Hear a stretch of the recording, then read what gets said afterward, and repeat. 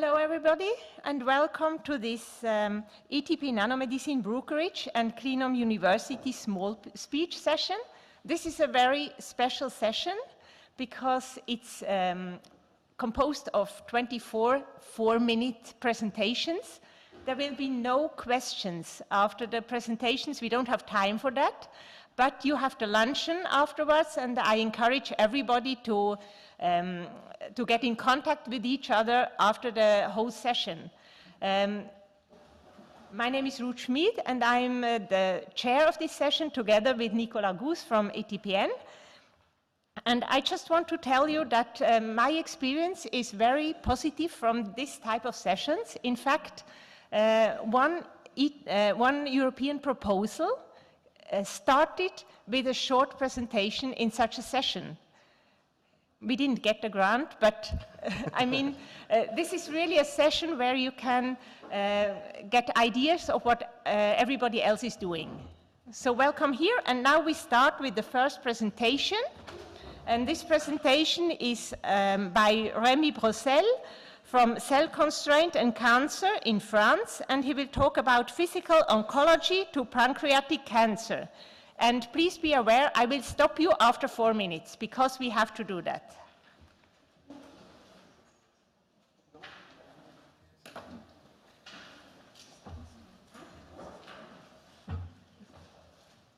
Okay,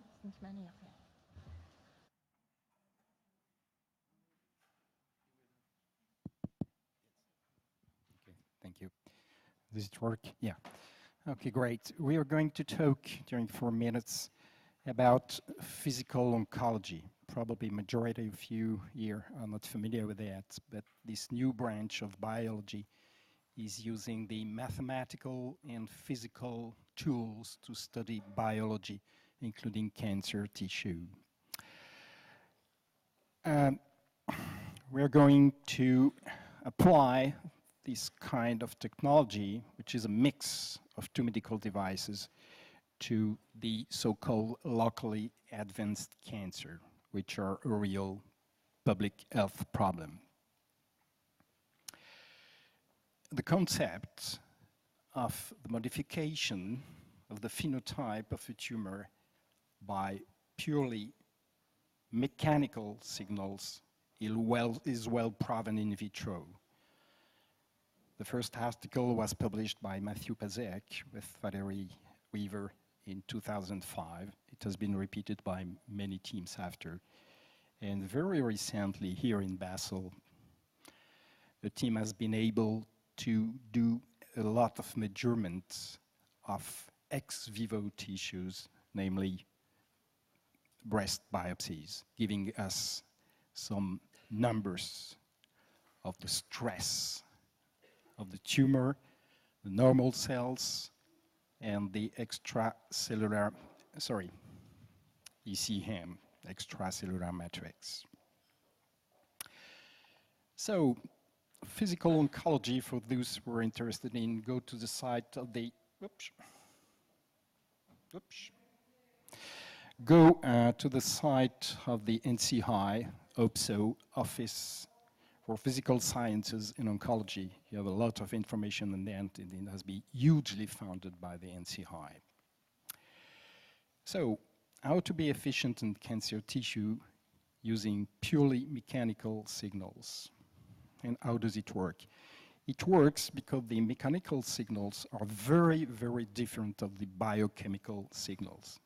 Much more rapid, finely tunable, etc., etc. It goes from the extracellular matrix or stroma to the tumor, to the cells, to the nucleus, and vice versa, both ways. What have we done, this company? The experimental setup is to inject subcutaneously iron particles and cancer cells.